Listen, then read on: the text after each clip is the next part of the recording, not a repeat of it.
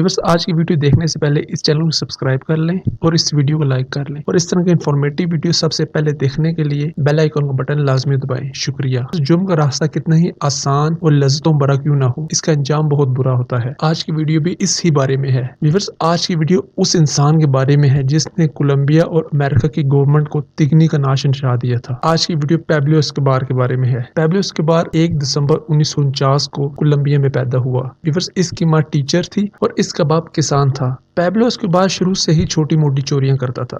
वो वक्त कोलंबिया में ड्रग स्मगलिंग का वक्त था। पैब्लो एस्कोबार ने शुरू में कब्रों के पत्थर यानी कि टॉमस्टोन से लेकर 2 नंबर सिगरेट और 2 नंबर करेंसी सब गलत काम किए। इसके बाद पैब्लो एस्कोबार ने लोगों के कहने पे यानी कि सुपारी लेके मारना, पीटना और कत्ल करने तक का ये काम किया। लेकिन व्यूअर्स इसमें इतना पैसा नहीं था तो पैब्लो एस्कोबार ने भी ड्रग स्मगलिंग में पांव रखा। Viewers Pablo Escobar drug smuggling करने में बहुत माहिर था। इसने बहुत से नए तरीके स्मगलिंग के लिए इजाद किए जो कि इससे पहले नहीं थे। इससे पैब्लो की आमदनी में दूसरे स्मगलरों से ज्यादा इजाफा हुआ। कहा जाता है कि 70s के कोलंबिया के ड्रग डॉन फेबियो को भी पैब्लो एस्कोबार ने ही कत्ल कराया और उसके बाद पैब्लो एस्कोबार कोलंबिया में ड्रग्स का बेताज बादशाह बन गया और उसके बाद पैब्लो को हर कोई ड्रग लॉर्ड के नाम से पुकारता था। पैब्लो एस्कोबार के पास बहुत ज्यादा दौलत थी और इसके पास बहुत ज्यादा पावर भी थी। 1985 में पैब्लो एस्कोबार उस वक्त के दुनिया के 10 अमीर तरीन लोगों में शामिल था और इसकी वर्थ उस वक्त 35 अरब डॉलर से जाहिद थी। कहा जाता है कि पैब्लो एस्कोबार दुनिया के 3 अमीर तरीन लोगों में भी शामिल रहा है। इसकी दौलत का रिकॉर्ड नहीं था और इसके पास सारा पैसा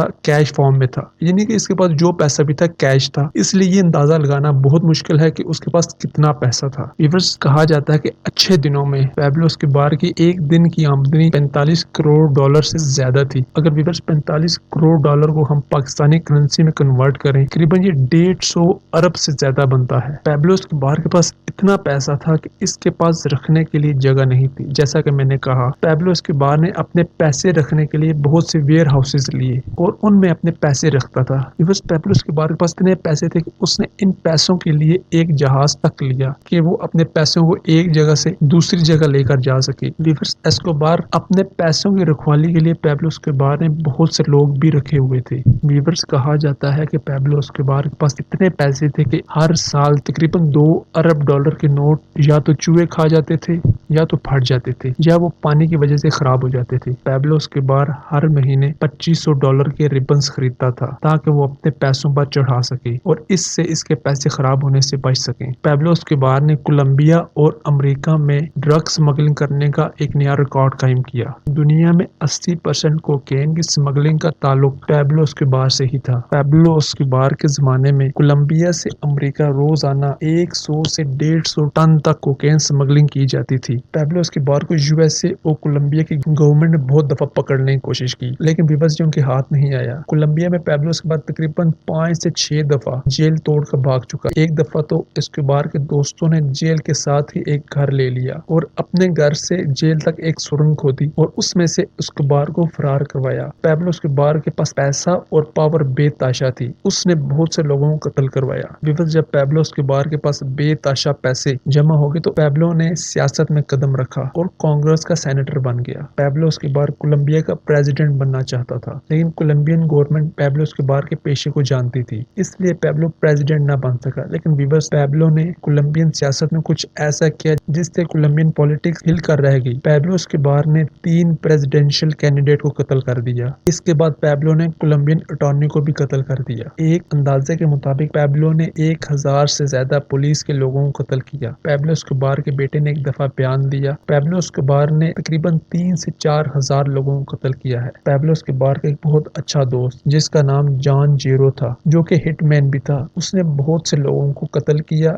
उसके बाद उसको भी कोलंबियन पुलिस ने अरेस्ट कर लिया और कहा जाता है कि जॉन जेरो ने पैब्लो एस्कोबार के कहने पर इन सब लोगों को कत्ल किया। पैब्लो एस्कोबार के पास इतने पैसे थे कि कोलंबियन गवर्नमेंट भी नहीं जानती कि उसने उन पैसों को कहां कहां रखा है। अभी कुछ मंथ पहले पैब्लो एस्कोबार के पोते को उसके घर की दीवार में से तकरीबन 3 लाख डॉलर मिले। इसके अलावा पैब्लो एस्कोबार के पोते ने कहा है मुझे शक है कि पैब्लो एस्कोबार ने जो जमीन खरीदी थी उस जमीन में भी बहुत जगह पैब्लो ने पैसे छुपा के रखे हैं। व्यूअर्स पैब्लो एस्कोबार ने कोकीन को यूएसए स्मगलिंग करने के लिए बहामास के पास एक जजीरा खरीद लिया था। बहामास और यूएसए के दरमियान तकरीबन 3 से 350 किलोमीटर का راستہ ہے۔ اس طرح پیبلو اسکوبار آسانی سے امریکہ کوکین کی سمگلنگ کر سکتا تھا۔ ویورس، بہاماس میں بھی پیبلو اسکوبار نے ایک ویئر ہاؤس بنایا اور اس میں بھی اس نے صرف اپنے پیسوں کو رکھا۔ کہا جاتا ہے کہ ایک دفعہ پیبلو اسکوبار اور اس کی بیٹی کہیں جا رہے تھے۔ راستے میں پیبلو کی بیٹی کو بہت زیادہ ٹھنڈ لگی، لیکن ویورس وہاں پر جلانے کے لیے کوئی اور چیز نہیں تھی، تو پیبلو اسکوبار نے تقریباً $20 لاکھ جلا دیے تاکہ اس کی بیٹی ان جلے ہوئے نوٹوں پہ اپنے ہاتھ گرم کر سکے۔ لیکن ویورس، برائی کا انجام برا ہوتا ہے۔ پیبلو اسکوبار کے پیچھے امریکن پولیس ہاتھ دھو کر پڑ چکی تھی اور اس بات کی بھنک پیبلو اسکوبار کو بھی لگ چکی تھی۔ پیبلو اسکوبار نے کولمبین گورنمنٹ کو ایک آفر دی۔ وہ آفر یہ تھی کہ پیبلو اسکوبار نے کولمبین گورنمنٹ کو کہا، میں کولمبین گورنمنٹ کا $10 ارب قرضہ ادا کروں گا، وہ مجھے امریکہ کے حوالے نہ کرے۔ لیکن ویورس، کولمبین گورنمنٹ نے یہ آفر ریفیوز کر دی۔ آخر کار پیبلو اسکوبار کو کولمبین گورنمنٹ کے آگے ہتھیار ڈالنا پڑے۔ پیبلو اسکوبار نے کولمبین گورنمنٹ کو گرفتاری دینے کا پروگرام بنا لیا، لیکن اس کے ساتھ ایک شرط بھی عائد کر دی۔ پیبلو اسکوبار نے کولمبین گورنمنٹ کو کہا کہ میں اسٹیٹ کی جیل میں نہیں جاؤں گا، میں اپنے لیے خود ایک جیل بناؤں گا۔ پیبلو اسکوبار نے ویورس اس پر کولمبین گورنمنٹ مان گئی اور ویورس اس طرح پیبلو اسکوبار نے اپنے لیے خود ایک جیل بنائی۔ یہ جیل کم تھی اور لگژری ہوٹل زیادہ تھا۔ اس جیل میں سوئمنگ پول، زو،